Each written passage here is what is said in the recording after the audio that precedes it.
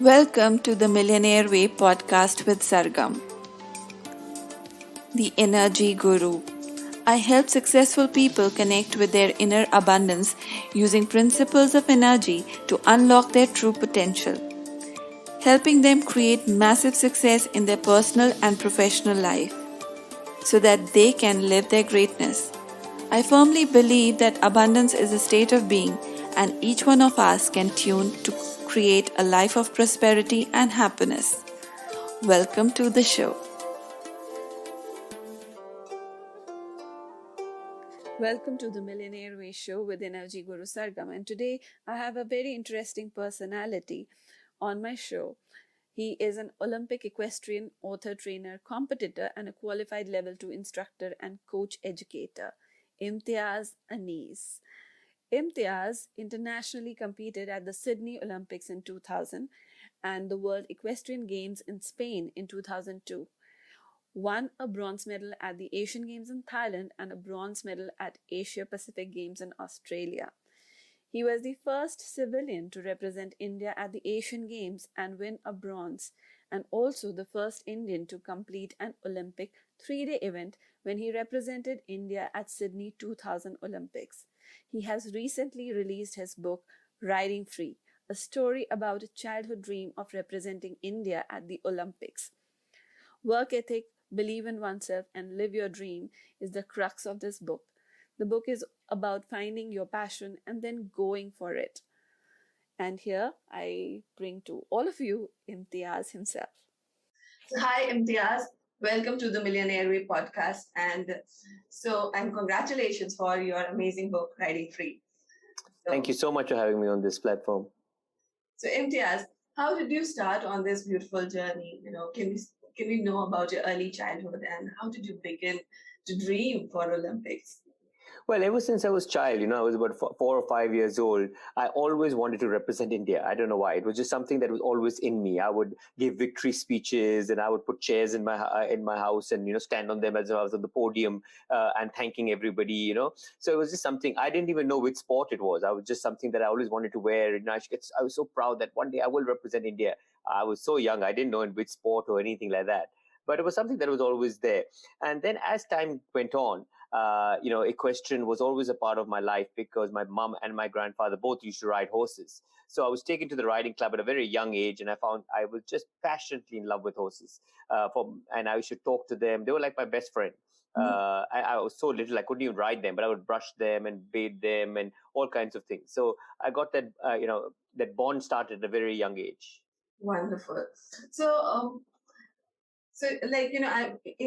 When I read your book, there was a series of people who came in your life who gently guided you onto this path. So this journey, basically, if we say it started with your dream, but then you started, attracting people and mentors in your life who could just keep you on this path and encourage you and make way for you forward.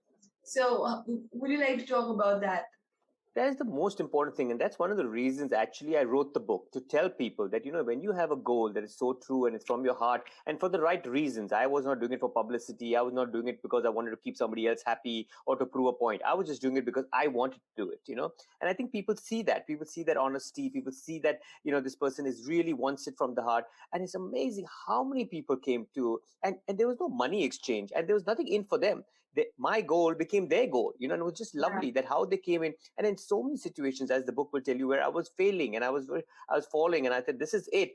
It was like a guided angel came into my life and gave me that energy and gave me that force to say, keep climbing. And sometimes it wasn't always about keep climbing. It was just support to just stay there, because sometimes you just need to, a hand to be held, as you would know that a lot. So, just like that, where you just sometimes don't need to be pushed. So it was just lovely that I had these people in my life. I mean, one of the biggest mentors was my coach.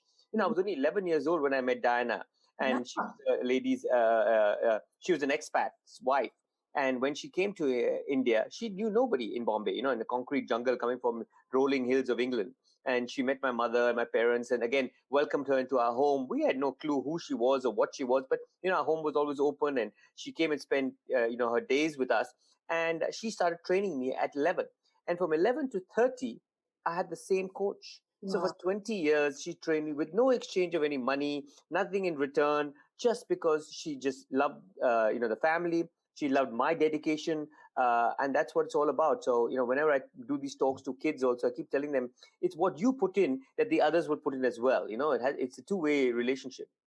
Yeah, in the energy world, we say when the student is ready, the teacher appears. Yes. So I'm going to use that. I'm going to use that line. I like it. I like it. Yeah, so I feel, because of that passion and the dedication that you had, like it's interesting.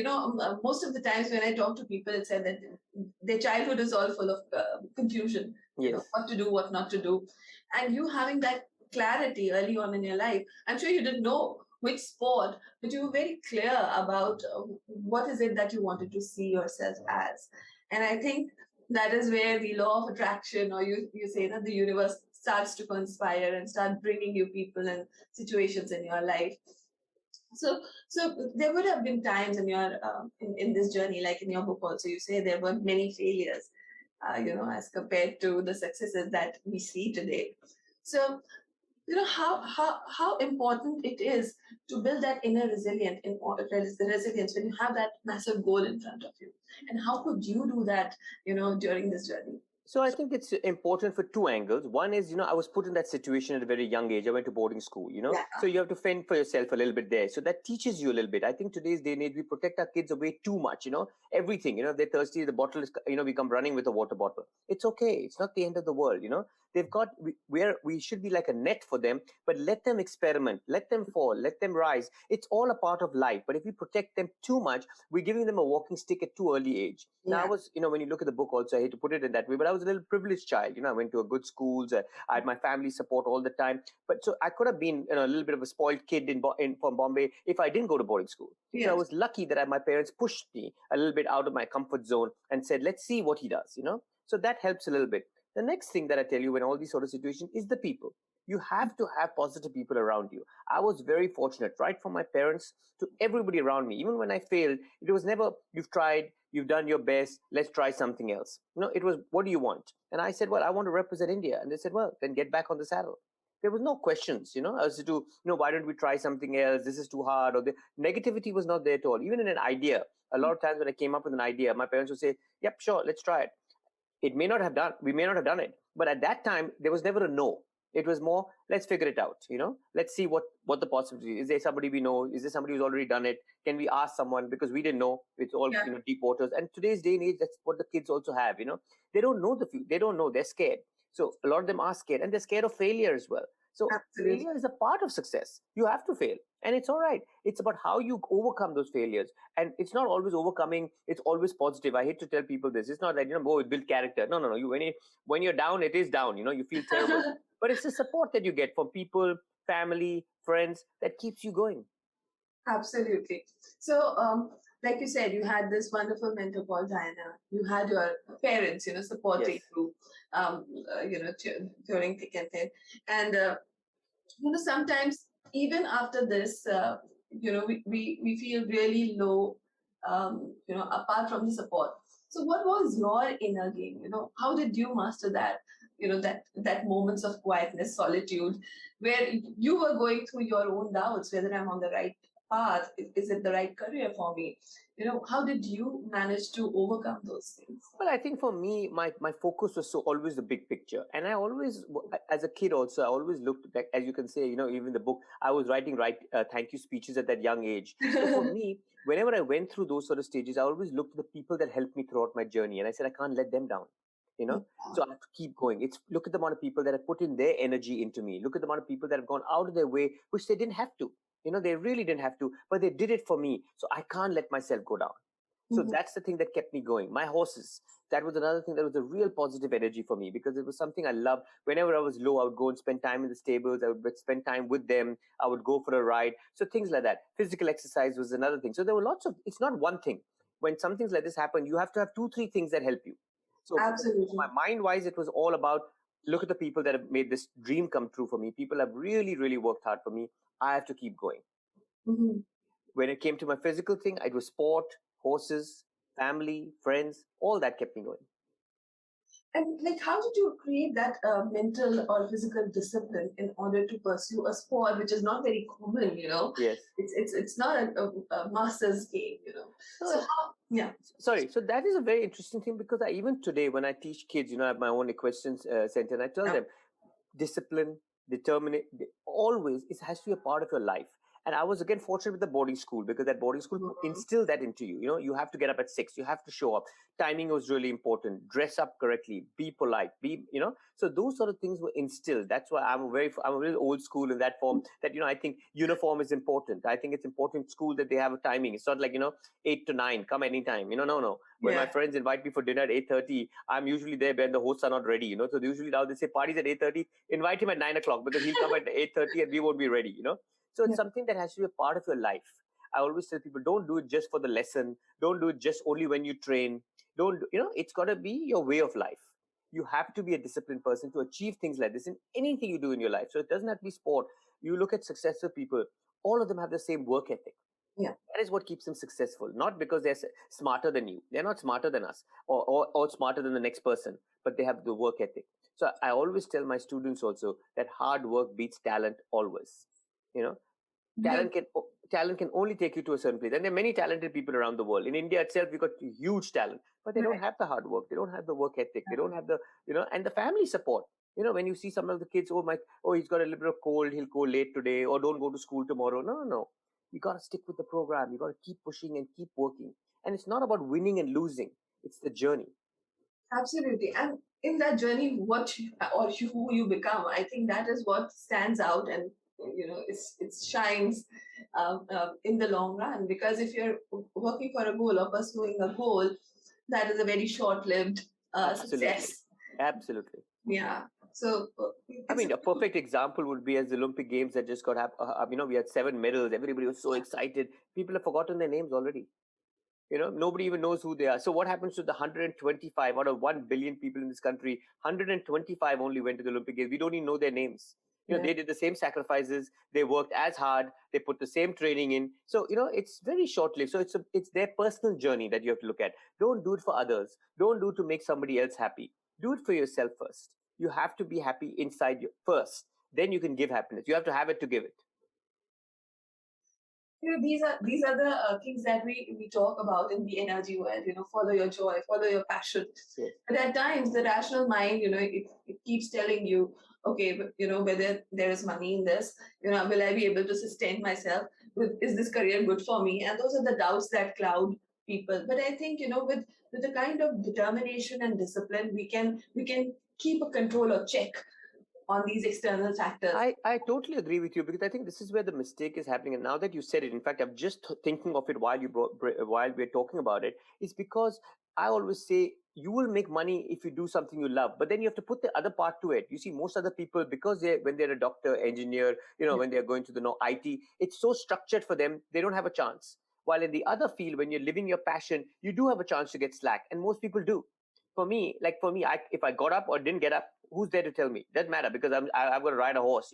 Horse can wait for an hour. But that never happened. I was always up even till today. I'm up at 5:30 every morning.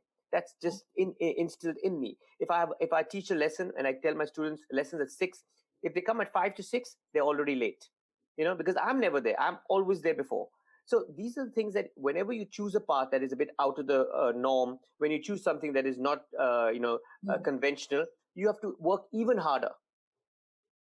Absolutely. And I think people have started resisting hard work because we've started talking about, the law of attraction doing the work for you.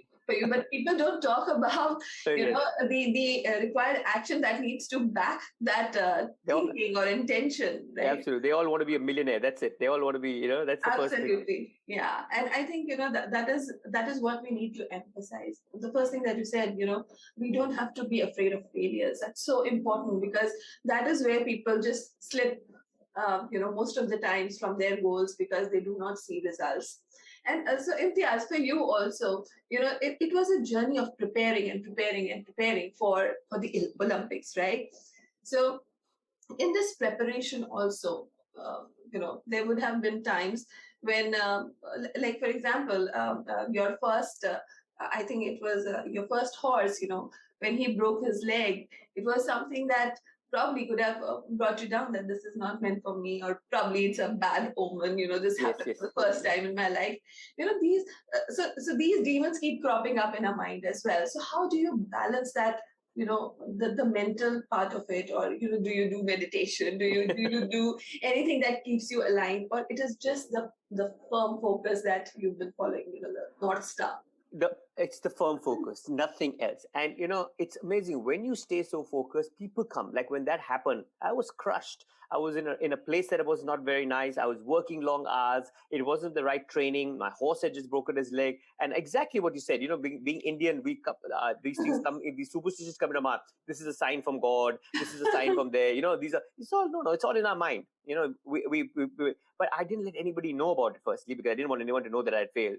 And I just didn't know. But then, Beverly MacArthur, she's a member of, her husband was a member of parliament, senior Australian family, just made that phone call that day. And she said, how are things? And I just broke down, literally, because I could not bear it. I was so upset, and that's another thing I want to tell people. It's okay to cry, it's all right. Get it off your chest. People, boys can't cry, men can't cry, Yeah.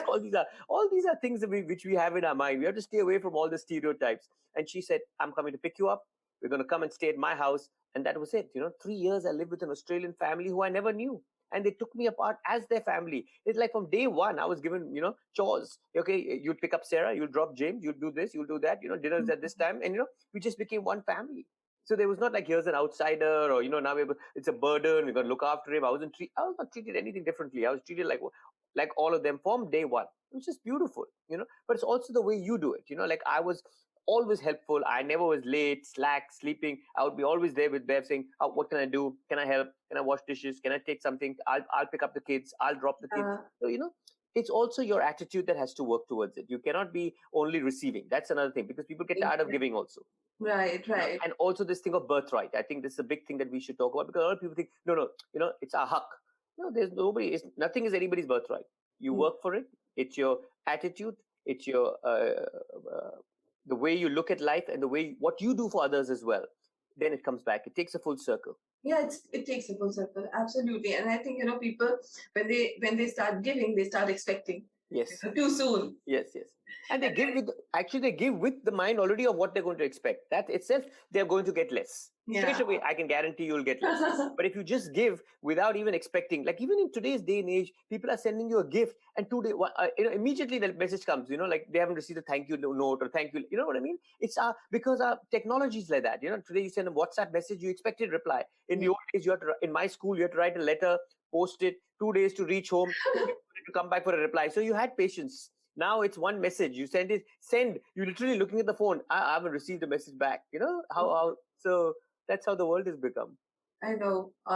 So if I have to ask you 3 things that you would say are really important for, maybe when you're a student or when you're pursuing your dream, 3 qualities that are super important to have, to have a kind of success that you achieved today. 3 things. I think the first thing is you've got to work hard. You have to have the work ethic. I mean, there's no substitute for that. I never had a sleep in. I never took days off. Even when I was a kid, I just loved it. Even when I look at sport, whatever sport I did, I trained really hard. But, I used to dream about that. That's why I could train hard. So when I was a swimmer, I was already, when I used to swim my laps, I thought I was in the Olympics. Even for my day-to-day swimming, when I was a runner, I thought I was, like at the starting blocks, I thought Carl Lewis is next to me on the right. I'll be looking, and in my mind, I would be saying, Carl, this is mine. Like people would think I was crazy. So I visioned all these things all the time. I'm a big visionary. Even now, whenever I want something, I think about it first. I plan. You got to have the vision has to come first. So that's something I always say. Have that big vision. Always think big. Yeah. Never, because it doesn't cost to think. Absolutely. Why restrict the thinking process? Why go for level 2? If you're 10 on 10, go for 11 on 10. So what? Who knows? You may not get it, but you don't have it now anyway. So at least you can dream about it. So even when you dream, make sure you dream really big. Whatever it is, whatever you want in your life, it doesn't have to be sport. It could be, you could be the best mother. You could be you could be the best chef. You could be a best, artist. Whatever field you like. It doesn't have to be the conventional field. So I always tell people, think as big as you like, and with the dreaming. So that would come as one. And the third thing I think is attitude. That is very, very strong. You have to be humble. I think this is something that people mistake. It does. There's so many good people out there, and you have to always respect people first, because you never know how many people you need to achieve your goal. Even though if mine was an individual sport, it's Yeah. a team effort. You saw how many people. If it wasn't for Diana, it wasn't for Beverly, it wasn't for my parents, wasn't for the small people, even like the Sangwan, the Mr. Sangwan, the PhD. Yeah. If it wasn't for him, I would have not got anything what I've got. And I remember each and every one of them. It's even in the book, it just came back all those memories, because they really did so much for me. I'm so blessed, so blessed.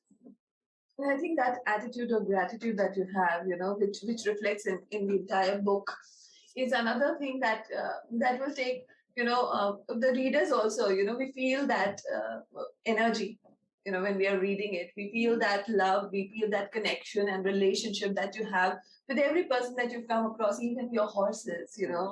So this is interesting because, most of the time the sports, it's a team effort, but a different kind of team effort.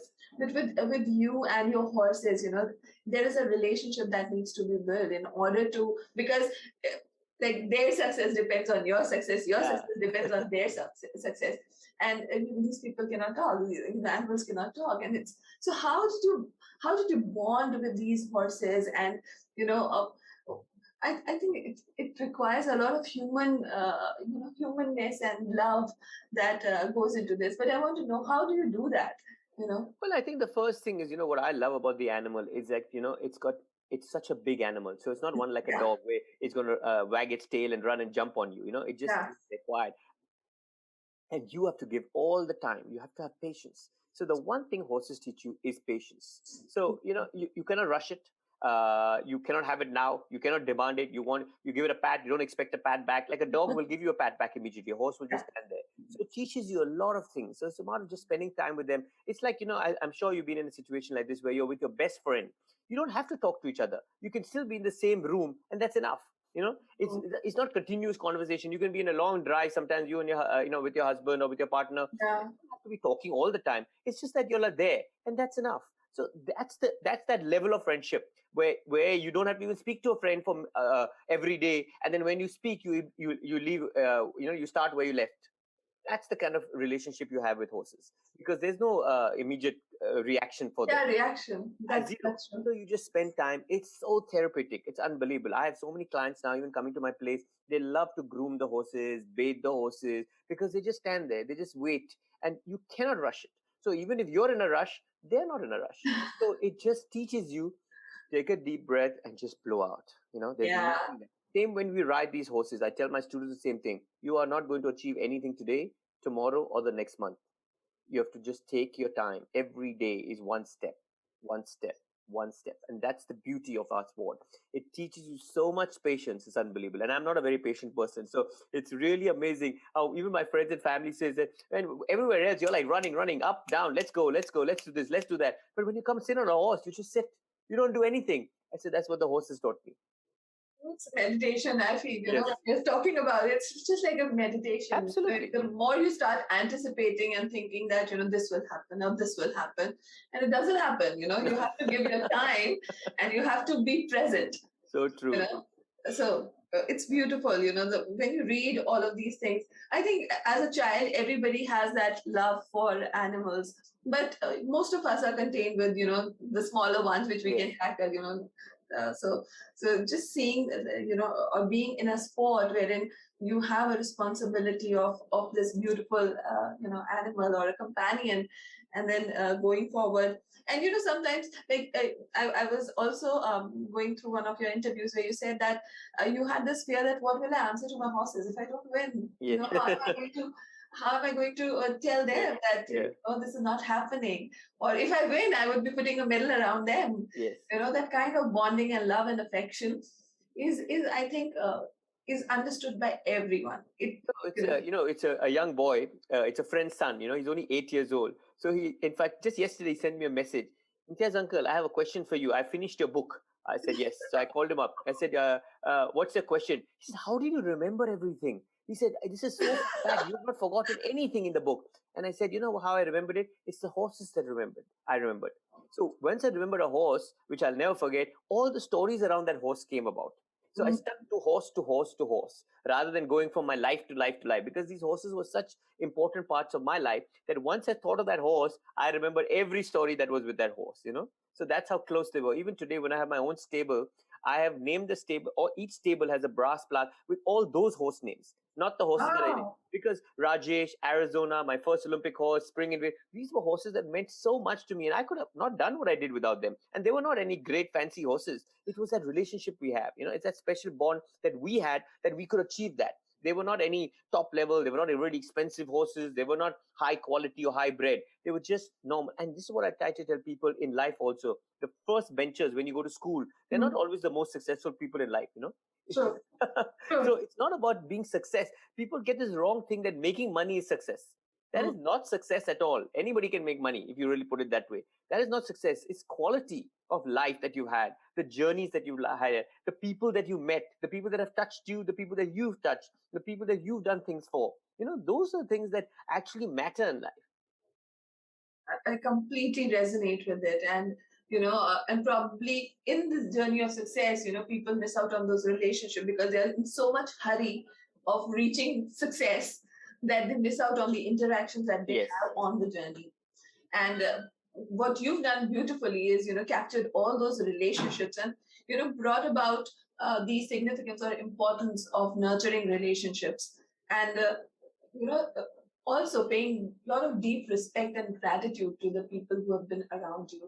And I think gratitude is such an integral part of your book that, we all feel that it is so important to be grateful, because that is when we can receive more and more or tune into that energy of receiving. So it's just amazing to read this book. The other thing is, you also talk about purity of intent.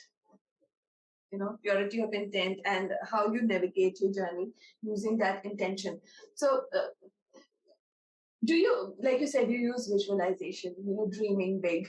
Apart from that, when you talk about purity of intent, what was that purity of intent for you? So in a way, mine, it could not be as philosophical as you would like it. But for me, purity of intent was more what I tell kids today. I gave a talk to a school and I said, don't make your dream because your parents want it.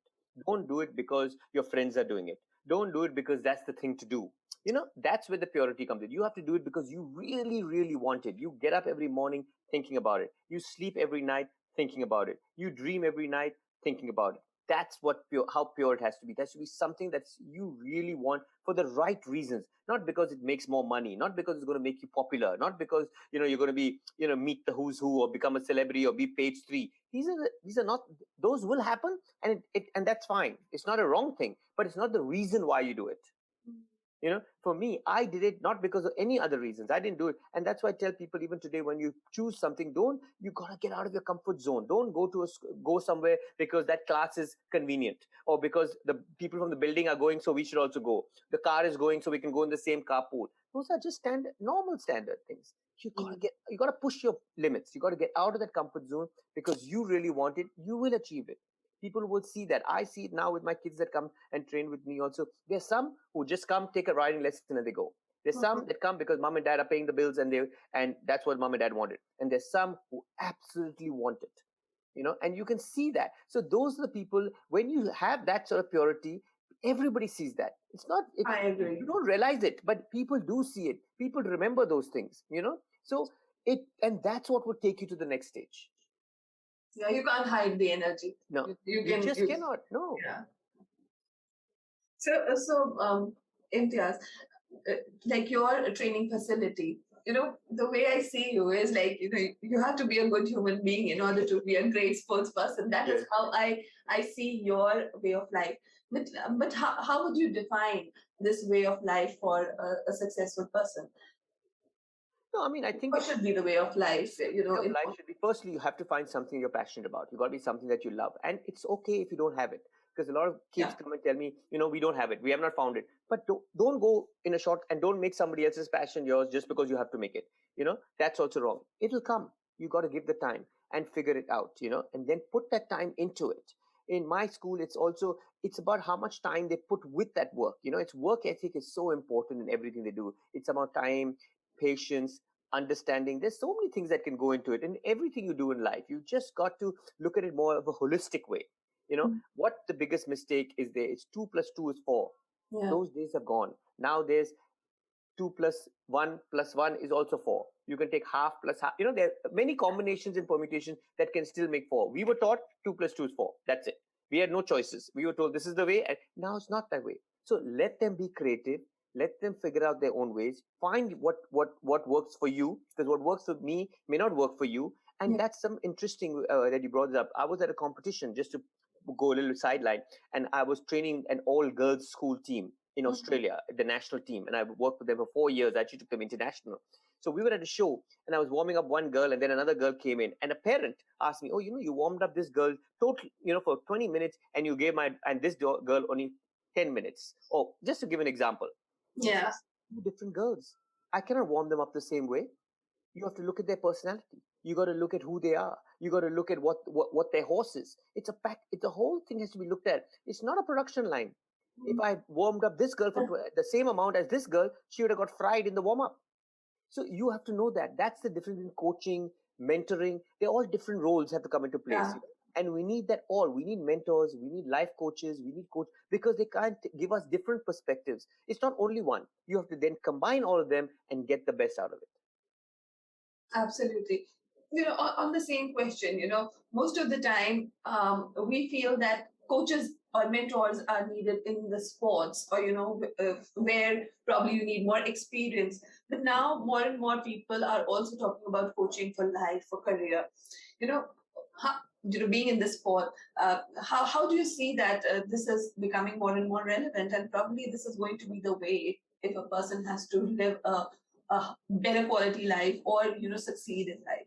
I think it is better than actual education. To be honest, if I had my own school, I would have more mentoring classes than learning history and geography. Because that you can learn from a book, and today you can Google it and find out whatever anybody wants to find out. You don't have to study it like how we had to study hours and hours of how many people died in one war.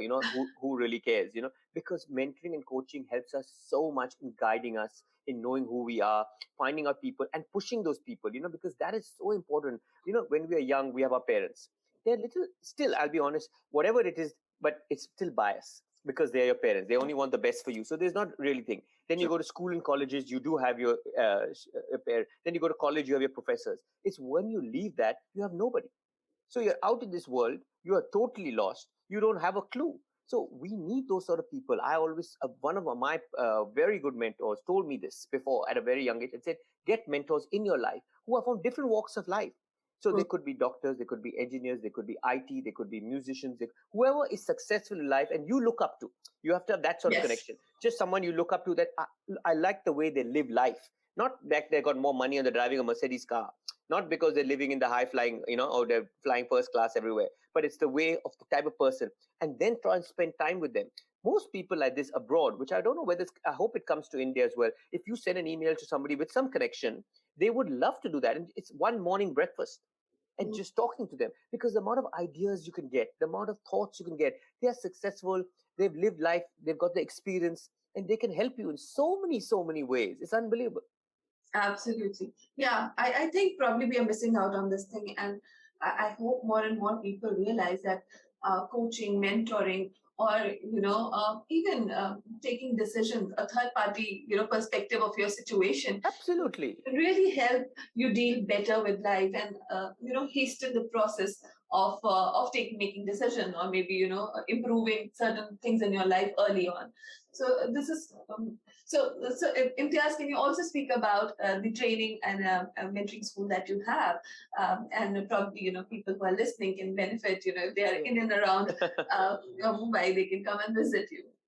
So we have a place it's called the Seahorse Equestrian. It's a beautiful facility. It's owned by my parents for many years, and now I've converted it into this whole equestrian haven. It's a boutique stable, about 14 horses, and we're right on the beach. So it's really small fishing village. And let me tell you, there is absolutely nothing there. Okay, so it is only our house. We're the only house on the beach right now, and even the town is very small. So there's no restaurants or shops or cafes.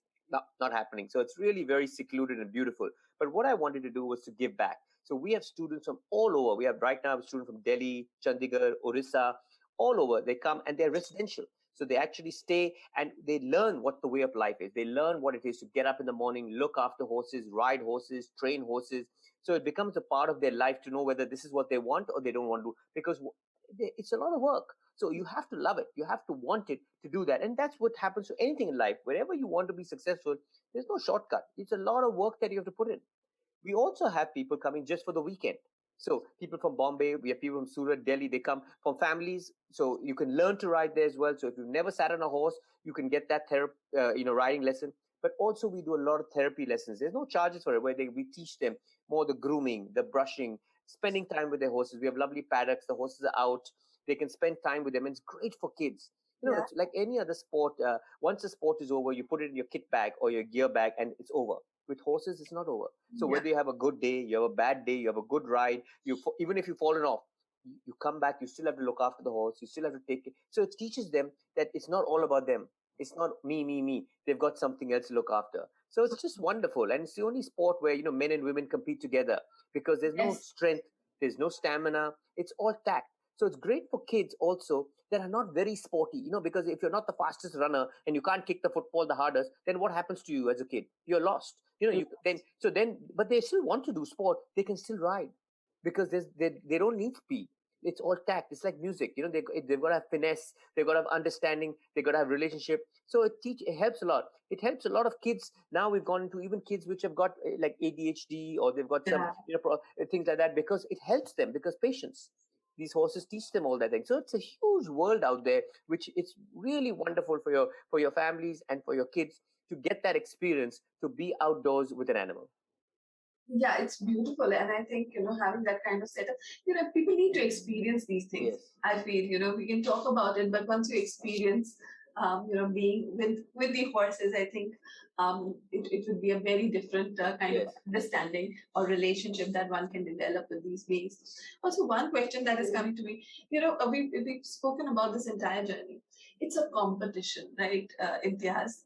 So, when you're competing with people, or you know that you're going to, win a certain medal, and there are levels, gold and silver and bronze, and so sometimes when you're competing, as a sports person, what goes in your mind? There are people who are seeing and passing judgment about various things, but when you are in the sport and you put in all the hard work, do you also have those lower emotions about competition, or he doing better than me or she doing better than me?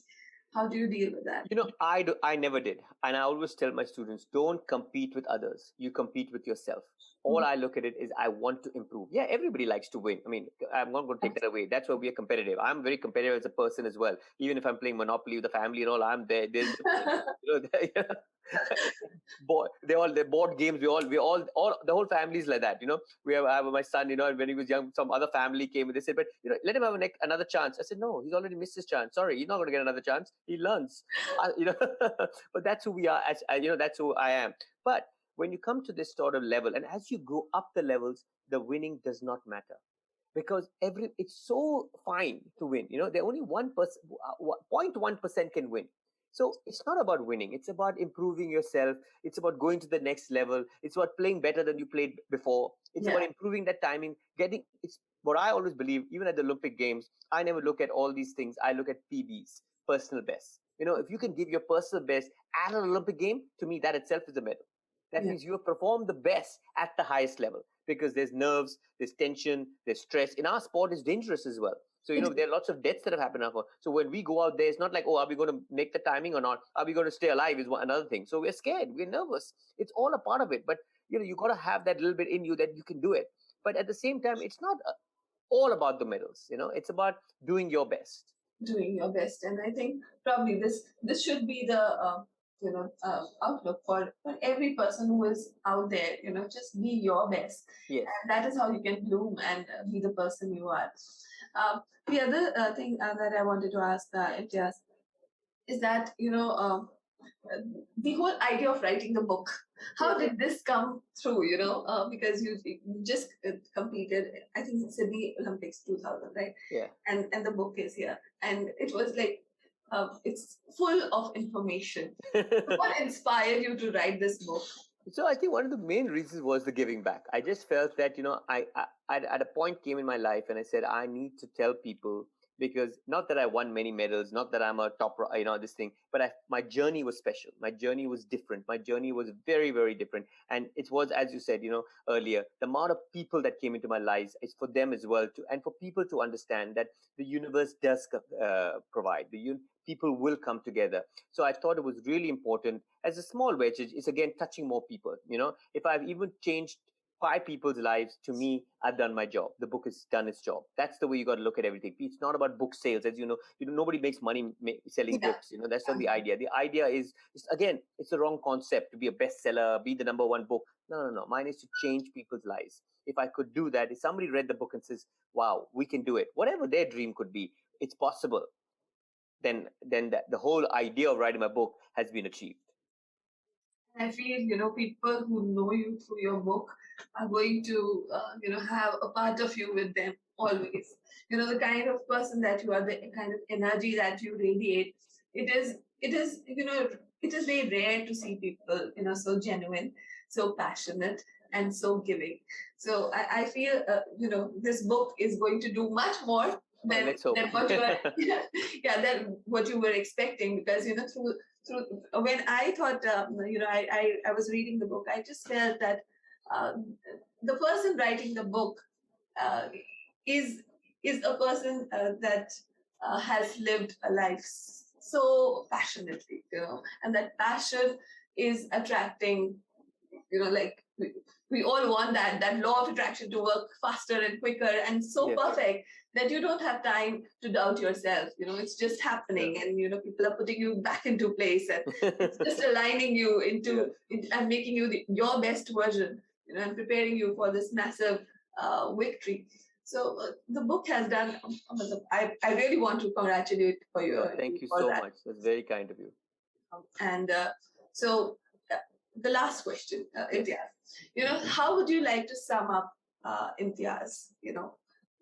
What would you like people to take back from this book? And also, as a person, how do you want people to remember you? Remember me? I don't know if they remember me or not. But from the main message from the book is I would say, follow your passion, live your dream, and get out of your comfort zone. That is the first thing you have to do. Think big, as big as you can. Dream even bigger, and then this is the most important: never ever give up.